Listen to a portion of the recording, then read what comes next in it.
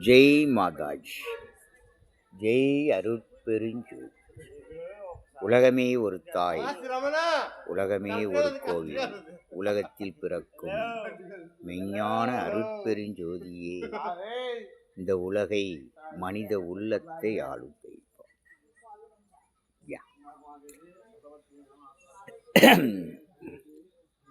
என் அன்பார்ந்த பெரியோர்களே, தாய்மார்களே, சகோதரர்களே, சகோதரிகளே, இளைஞர்களே,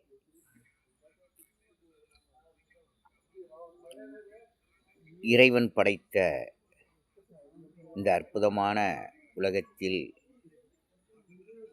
வாழ்ந்து கொண்டிருக்கிறோம். மனித இனமாக இந்த மனித இனத்துக்குள் நிம்மதியாக வாழ வழி உண்டா என்றால் வழி இல்லை. அதற்கு இந்த அரசியல்வாதிகளும் ஆன்மீகவாதிகளும் சரியான தடை கற்களாக இருக்கிறார்கள். தடைகள் நீக்கப்பட வேண்டும். அதுபோல் இன்று ஒரு பூச்சி கரப்பான் பூச்சி, அதை பற்றியே உலகெல்லாம் பேச்சு என்று சொல்லலாம்.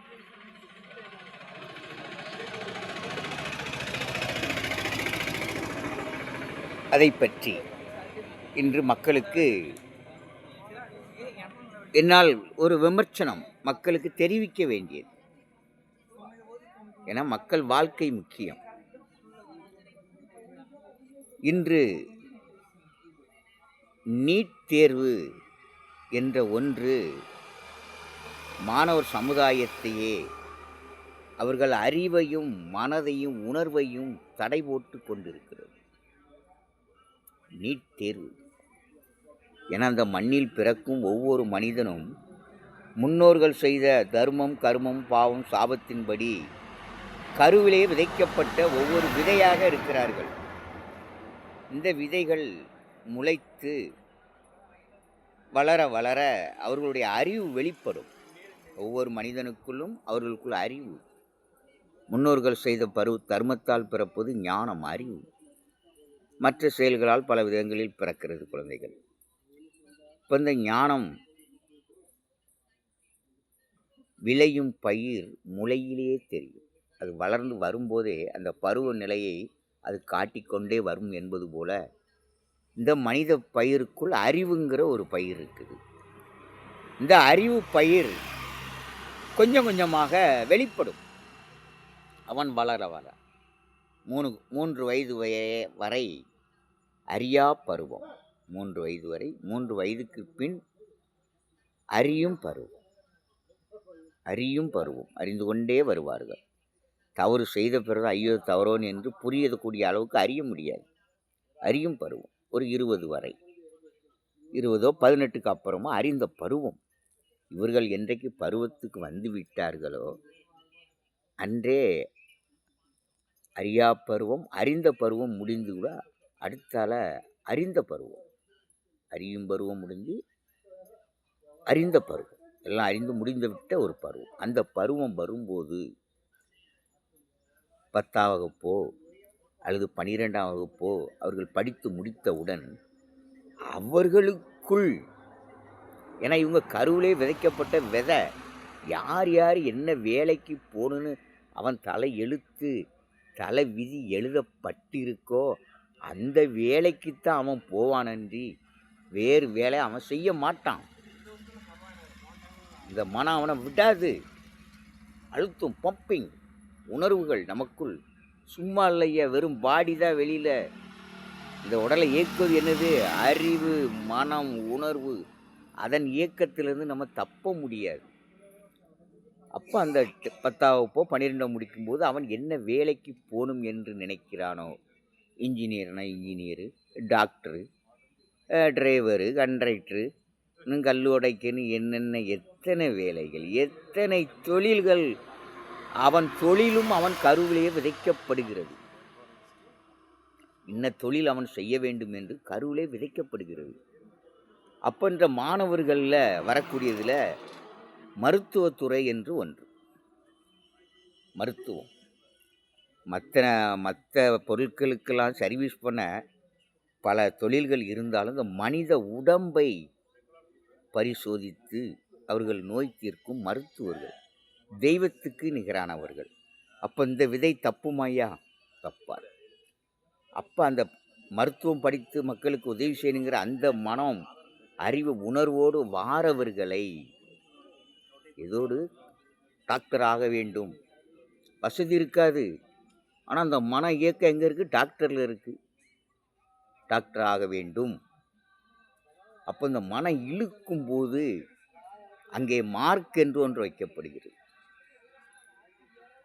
என்னது மார்க்? ஒரு காலகட்டத்தில் இன்னும் அதிகமான மார்க் யார் எடுக்கிறாங்களோ அவர்களே எல்லாரும் டாக்டர் ஆயிடுவானா? அதுலேயும் வேறு தொழிலுக்கு போகிறவன் எத்தனை பேர் இருக்கான், மாறிடுவான். அப்போ அதில் குறைஞ்ச மார்க்கு மனம் இருந்தாலும் டாக்டர் ஆக வேண்டும் என்று அங்கே மார்க் இல்லாமல் போய்விடுகிறது.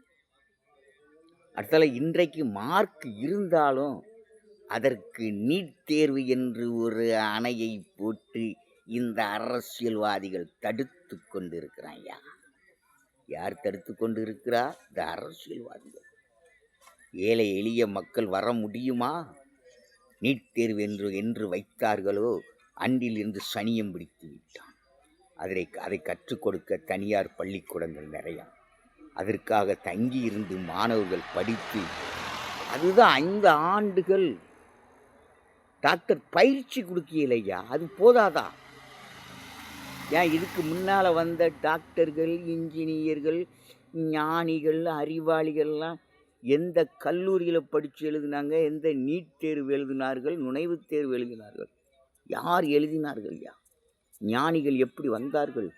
டாக்டர்கள் எப்படி உருவானார்கள்? இன்று இடையிலே நீட் தேர்வு என்று ஒரு அணையை போட்டு அவர்கள் மனதை அடக்கிவிட்டார்கள்.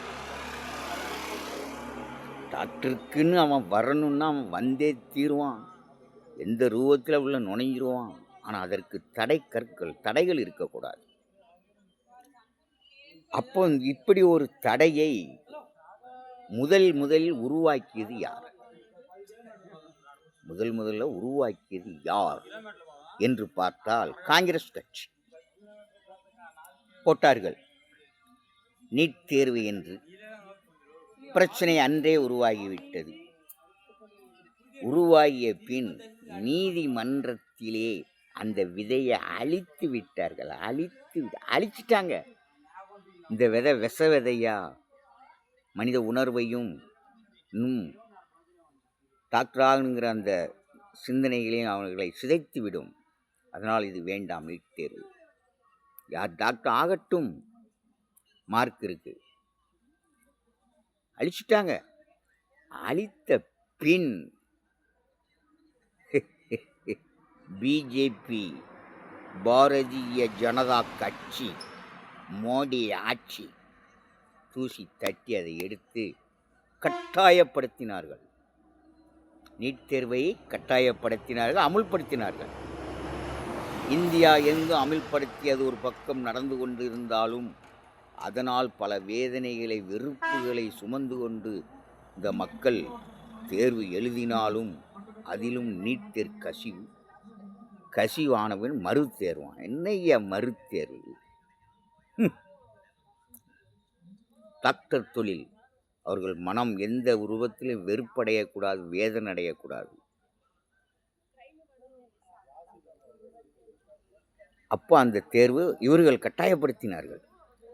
கட்டாயப்படுத்தினாலும் இதை நானும் எல்லா மாநிலமும் ஏற்றுக்கொண்டார்களோ? எந்த மாநிலமும் ஏற்றுக்கொள்ளவில்லை. இந்த நீட் தேர்வை எந்த மாநிலமும் ஏற்றுக்கொள்ளவில்லை. ஆனால் அதற்கு நம்ம தமிழ்நாட்டிலே கடும் எதிர்ப்பு இருந்து கொண்டே இருந்தது. நான் வந்தால் நீட் தேர்வை ஒழிச்சிருவேன் அப்படின்னு நம்ம ஐயா தளபதி, விடியலின் தளபதி மு.க. ஸ்டாலின் ஜி ஆட்சிக்கு வந்தவன் சொன்னார், நாங்கள் ஆட்சிக்கு வந்தால் நீட் தேர்வை ஒழிச்சிருவோம் ஏன்னாரு. அவர் ஆட்சி 5 ஆண்டு முடிஞ்சு ஒழிச்சாரா? ஒழிக்கலையே. இன்றைக்கு மீண்டும் அவரே போராட்டம் பண்ணுறாரு. எல்லாம் நாடகம்தான். என்ன அந்த கட்சிக்காரங்களுக்கு தானே. அடுத்தால ஒன்று சொன்னார், ஆட்சிக்கு வந்தவுடன் போதையை சாராய கடையை ஒழிப்பதில் நான் சர்வ அதிகாரியாக இருப்பேன். சர்வ ஒழிச்சாரா? 5 வருஷம் இருந்தவர் ஒழிச்சாராயா சாராய கடையா? சரி, அன்னைக்கு அம்மா தான் ஒழிச்சிட்டு மீண்டும் திறந்தார்கள். ஏன்னா நீராக ஒழிக்கலாம்ல. சர்வ அதிகாரியாக இருப்பேன்னு சொல்லிட்டு இயற்கை போதை சிவமூலிகையும் புகையிலையையும் இயற்கை மதுவையும் ஒழித்தார்கள் ஐயா. சஞ்சீவி மருந்தை ஒழித்தார்கள். இயற்கை போதை இறைவனால் கொடுக்கப்பட்டதை ஒழித்தார்கள் அந்த நாத்திகவாதிகள். அப்போ இந்த நீட் தேர்வை இதெல்லாம் எதிர்ப்பு நாடகம்தான். உண்மையோடு எதிர்க்கணும். அன்று முதல் இன்று வரை நீட் தேர்வுக்கு எதிர்ப்பான போராட்டங்கள் நடந்து கொண்டு தான் இருக்கிறது. அதை இந்த பிஜேபி கட்சி இதனால் பல பிரச்சனைகள் இருக்கிறது, அதனால் வேண்டாம் இந்த நீட் தேர்வு என்று நினைத்தால் ஒரு நொடியில் நீக்கிவிடலாம். யார்கிட்ட பவர்? யார் சொல்லணும்? அப்போ நீதிமன்றமே வேண்டான்னு சொன்ன ஒரு தடையை, நீட் தேர்வு வேண்டாம் என்று போட்ட தடையை நீதிபதிகள் அவங்கெல்லாம் நீதிமான்கள், சும்மா இல்லை நீதிபதிகள்லாம், நீதிமான்கள் திரும்ப எடுத்து இன்றைக்கு மக்களை வேதனைப்படுத்தி கொண்டு இருப்பது மாண்புமிகு பிரதமர் மோடிஜி ஆட்சி. நிச்சயம் ஐயா, உங்கள் ஆட்சி மக்களை அடிமைப்படுத்தி கொண்டு இருக்கு. அடுத்தால இன்னும் வறுமை நாட்டில் ஒழியலை. எவ்வளோ ஏழை மக்கள் இந்தியாவில் முடங்கி கிடக்கார்கள் தெரியுமா ஐயா? இன்னைக்கு பொதுநல சமூக ஆவலர்கள் தேடி பிடித்து அவர்களுக்கு தேவையான உதவிகளை செய்து அங்கே முகம் மலரச் செய்து கொண்டிருக்கிறார்கள். நீங்கள் நாட்டை ஆண்டும் இந்த ஏழைகள் முகத்தில் விடியலை ஏற்படுத்தவில்லை, முகம் மலர்ச்சி அடைய செய்யவில்லை. எல்லாம் பேச்சோட போச்சு. அப்போ நீங்கள் நினைத்தால் ஒரு நொடியில் ஒழிக்கலாம். வேண்டாம், அவன் மனம் இதை நோக்குதாது. நீர் என்ன பிரதமராக நினைச்சீரா? ஐயா? இதான் ஐயா தலை விதிங்கிறது. நீதிமன்றமே வேண்டான்னு போனதை மீண்டும் எடுத்தார்கள். ஆனால் மக்கள் எவ்வளவு எதிர்ப்பு தெரிவித்தும் அதற்கு செவி சாய்க்காத இந்த பிஜேபி ஆட்சி இப்போ என்ன ஆட்சி? அடுத்தாப்பல் இந்த கரப்பாம்பூச்சி எங்கே இருந்தது வந்தது நினைத்தோமா? இப்போ நம்ம வாழ்க்கையிலேயே கடவுளுடைய ஒரு கணக்குப்படி இருக்குது. நம்ம நினைச்சதும் நடக்கும், நம்ம தலைவிதிப்படி நம்ம நினைச்சதும் நடக்கும், நடக்காமலும் போகும். நினைச்சது கொஞ்சம் நாள் கழிச்சும் நடக்கலாம். நம்ம நினைச்சது அன்னைக்கு நடக்காட்டாலும் சில நாட்கள் கழித்து நடக்கலாம், அது நடக்காமலும் போகலாம். ஆனால் நாமல் நினைக்காததும் நடக்கும். நாம் நினைச்சே பார்த்துருக்க மாட்டோம். யோசித்து பாரு, அவன் வாழ்க்கையில் எத்தனை தடவை நினைக்காதது நடக்கு பாரு. அங்கே கடவுள் இருக்காரு பாரியா. நீ ஒரு வழி போனால் உன்னை மறு வழியில் கூட்டிகிட்டு போவாரியா. நீ நினைச்ச வழியில் போக முடியும். ஏன்? உன்னை காக்க காட் உனக்குள் இருக்கிறார். நீ நினைக்காது நடக்க விஷயம். அது போல் இந்த கரப்பான் பூச்சி ஜனதா கட்சி என்பது புதிதாக இப்படி ஒரு விதை உருவாகும் என்று நினைத்தோமா? ஏன்னா முன்னால் காங்கிரஸ் ஆட்சி எங்களை அசைக்க முடியாதுன்னாங்க. அடுத்தால இப்போ பிஜேபி எங்களை அசைக்க முடியாதுன்னாங்க. அடுத்தால இந்த பிஜேபிக்கு எதிர்ப்பான ஒரு சக்தியாக இன்று உருவாகியிருப்பது கரப்பான் பூச்சி ஜனதா கட்சி. இதற்கு விதை போட்டவர் யாரியா? விதை போட்டவர் யார்? விதை போட்டார்? அன்று அந்த விதையை அழித்ததும் ஒரு நீதிபதியே, இன்று இதற்கு விதை போட்டதும் ஒரு நீதிபதியே. சாதாரண நீதிபதி இல்லை, நீதிமான் தலைமை நீதிபதி சூரியகாந்த். சூரியன் அந்த காந்த், சூரியகாந்த் என்ன சொன்னார்? வேலை இல்லாத பட்டதாரிகளை ஒப்பிட்டு கரப்பான் பூச்சிக்கு ஈடான ஒரு உதாரணத்தை தான் சொன்னார் அவர். வேற அந்த ஐயா ஒரு உதாரணத்தை சொன்னார். அந்த உதாரணமே மற்றொருவரோட உள்ளத்தை அப்படியே பிரட்டி போட்டு, என்னாச்சு வேலை இல்லாதவர்களா என்ன கரப்பான் பூச்சாயா? பாருங்க எவ்வளவு கரப்பான் பூச்சிகள் நாட்டிலே இருக்கிறது, அவ்வளவு பேருக்கு வேலை கூட ஐயா. வீதிக்கு வந்துக்கிட்டு இருக்காங்க நிறைய பேர் வேலை இல்லாமல் இன்னைக்கு நாட்டில். அந்தந்த மாநிலத்தில் ஆட்சி செய்தவன் அந்தந்த மாநில மக்களுக்கு வேலையை கொடுக்கணும். வேலையை கொடுக்காம அந்தந்த மாநிலத்து மக்கள் பக்கத்தூர் மாநிலத்தில் வந்து இங்கே இருக்க உள்ளவங்களுக்கு வேலை இல்லாமல் ஆக்கிக்கிட்டு இருக்கான் அன்றைக்கி நாட்டில். உங்களால் வேலை கொடுக்க முடிஞ்சுதா? நீங்கள் மட்டும் சொகசாக வாழ்றிய, எத்தனை இடக்கு மாடியில் வாழ்றிய. உங்களுடைய சுகபோக வாழ்க்கை என்ன? அன்றாட ஒரு சராசரி மனிதனின் வாழ்க்கை என்ன? சிந்தித்து பார்த்தீர்களா? சிந்திக்கவில்லை. அதுபோல் இதற்கு இந்த கரப்பான் பூச்சியை விதைத்தவர் ஐயா நீதிபதி அவர்கள். அது இன்னொரு மனதை நெருடி அது இன்றைக்கு வலைதளம், யூடியூப் சேனல் வலைதளம் மக்களுக்கு தெரியப்படுத்துவது. சொன்ன ஒரு வார்த்தை விதை விதை, ஒரு வார்த்தை எத்தனை மனித உள்ளங்களை கவர்ந்திருக்கிறது, இழுத்திருக்கிறது. ஏன்? அப்போ இது யாரால்? விஜய் வருவார் நினைச்சோமாயா தமிழ்நாட்டில்? விஜய் முதல்வர் ஆகும் என்று யாராவது நினைச்சோமா? அதுக்குண்டான ஏற்பாடு அவற்றை இருந்துதா? செய்திருக்கிறார். நிறைய சமூக நல்ல மனிதர், சூப்பர் மேன் தான், சூப்பர் ஸ்டார் தான் ஐயா. ஆட்சி இருக்கும், சூப்பராக இருக்கும், பொறுத்து இருந்து பாருங்க. அப்போ இந்த கரப்பான் பூச்சி எல்லோர் உள்ளத்தையும் கவர்ந்து இன்று நீட் தேர்வு கசிவை மீண்டும் நடத்த வேண்டும் என்ற ஒரு வார்த்தைக்காக விழிப்புணர்ச்சி அடைந்தார்கள் மாணவர்கள். விழிப்புணர்ச்சி அடைந்தார்கள் மாணவர்கள் முதல் பொதுமக்கள் வரை, பெற்றோர்கள் வரை இன்றைக்கு. ஆனால் இந்த அரசாங்கமோ அவர்களை அடித்து துரத்தி விரட்டி கொடுமை கொடுமை கொடுமை. ஆன்மீக ஆட்சி ஐயா, இது ஆன்மீக ஆட்சி. மக்களை கொடுமைப்படுத்துகிறதா ஆன்மீக ஆட்சி? மக்களை கொடுமைப்படுத்துவதற்கு ஆன்மீக ஆட்சி? ரத்து செய்யப்பட வேண்டும் ஐயா நீட் தேர்வு. மக்களுக்காக தான் ஆட்சி, மாணவர்களுக்குத்தான் ஆட்சி.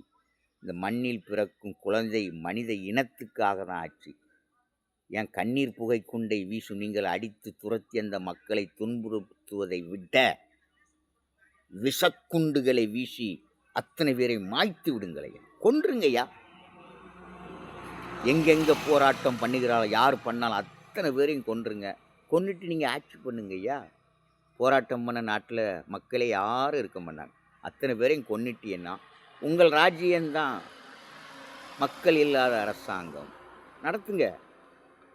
மக்களை அடிப்பதற்கும் உதைப்பதற்கும் துன்பப்படுத்துவதற்கும் துயரப்படுத்துவதற்கும் விரட்டுவதற்கும் துரத்துவதற்குமா காவல்துறை, காக்குந்துறை? மக்களை காக்கவா அரசியல்வாதிகள் ஏவி விடுவது? ஏன் இந்த அரசியல்வாதிகளை கைது பண்ணி உள்ள வைங்களேன்.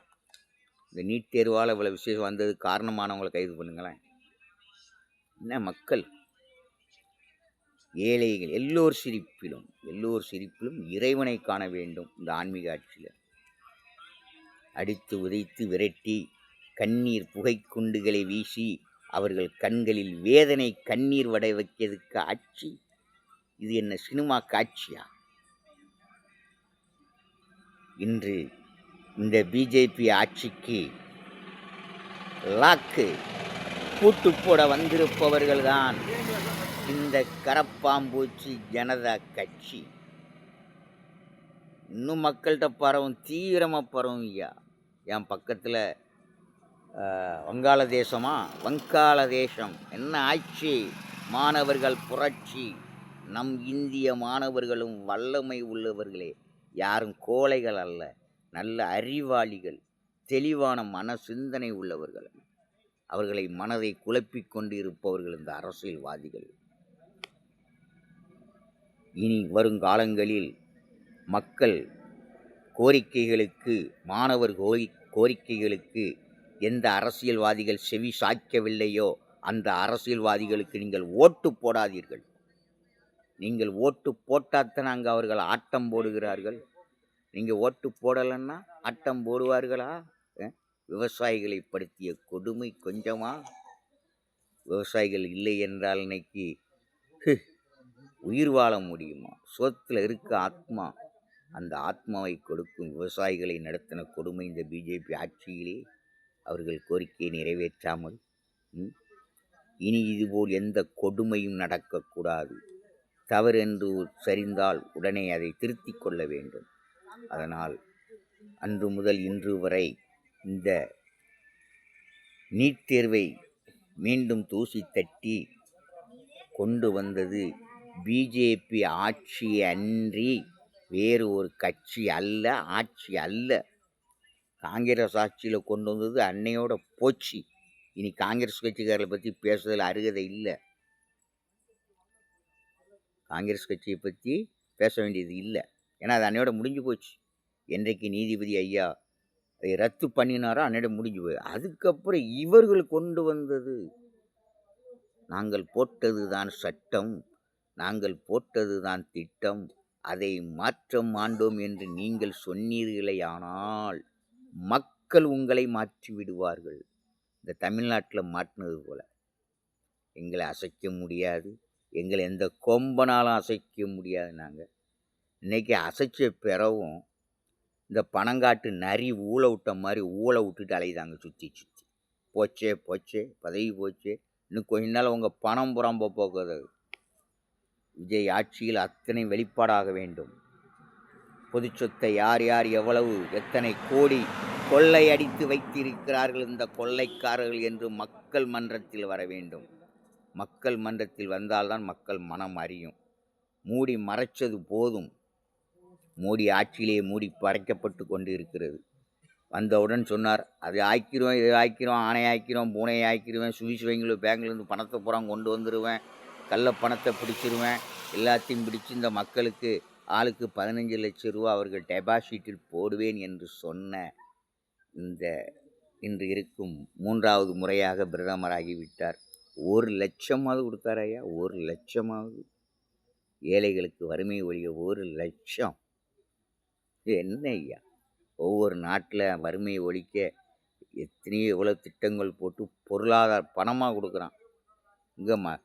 இங்கே நாட்டின் பொருளாதாரத்துக்கு வேட்டு வச்சு ஓட்டு வாங்க நாட்டின் பொருளாதாரத்தை நாசம் பண்ணிக்கிட்டு இருக்கான் ஐயா. ஓசி வேண்டாம் ஐயா, வேண்டாம் ஐயா, நாடே நாசமாக போயிருங்க. சரியான திட்டம், வறுமை ஒழிக்கப்பட வேண்டும், ஏழைகள் காக்கப்பட வேண்டும். அவர்களுக்கு மட்டுமே, ஒரு சிலருக்கு மட்டுமே நிதி உதவி இருக்க வேண்டும். தேவையில்லாதவர்களுக்கும் நிதி உதவி செய்து நாட்டின் பொருளாதாரத்தை ஏன் வேஸ்ட்டு பண்ணுறீங்க?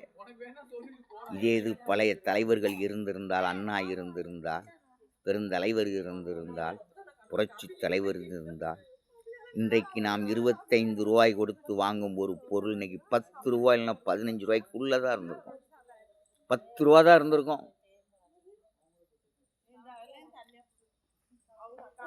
இன்றைக்கு பஸ்ஸெல்லாம் அரசுடைமையாக்கப்பட்டிருக்கும். அத்தனை பஸ்ஸும் அரசு பஸ்ஸாக தான் இயங்கிட்டு இருந்திருக்கும். தனியார் பஸ்ஸு ஒரு பஸ்ஸு கூட இருந்திருக்காது. சரியான பொதுநலவாதி ஆட்சி புரிந்திருந்தால் இப்படி சாராய கடையை திறந்து மக்கள் உயிருக்கு உழ வைக்க மாட்டாங்க.